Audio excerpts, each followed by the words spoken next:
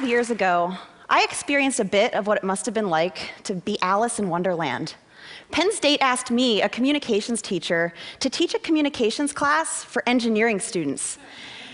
And I was scared, really scared of these students with their big brains and their big books and their big unfamiliar words.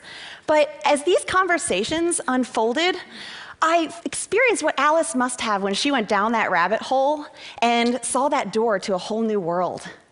That's just how I felt as I had those conversations with the students. I was amazed at the ideas that they had, and I wanted others to experience this wonderland as well. And I believe the key to opening that door is great communication. We desperately need great communication from our scientists and engineers in order to change the world. Our scientists and engineers are the ones that are tackling our grandest challenges, from energy to environment to healthcare, among others. And if we don't know about it and understand it, then the work isn't done. And I believe it's our responsibility as non-scientists to have these interactions.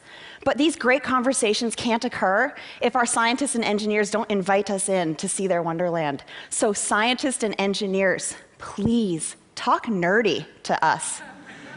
I want to share a few keys on how you can do that to make sure that we can see that your science is sexy and that your engineering is engaging.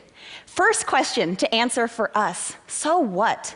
Tell us why your science is relevant to us. Don't just tell me that you study trabeculae, but tell me that you study trabeculae, which is the mesh-like structure of our bones, because it's important to understanding and treating osteoporosis.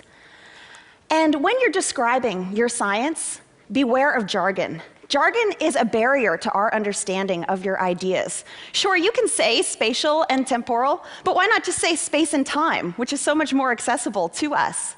And making your ideas accessible is not the same as dumbing it down. Instead, as Einstein said, make everything as simple as possible, but no simpler. You can clearly communicate your science without compromising the ideas. A few things to consider are having examples, stories, and analogies. Those are ways to engage and excite us about your content. And when presenting your work, drop the bullet points.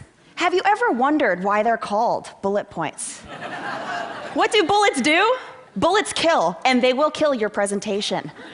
A slide like this is not only boring, but it relies too much on the language area of our brain and causes us to become overwhelmed. Instead, this example slide by Genevieve Brown is much more effective. It's showing that the special structure of trabeculae are so strong that they actually inspired the unique design of the Eiffel Tower.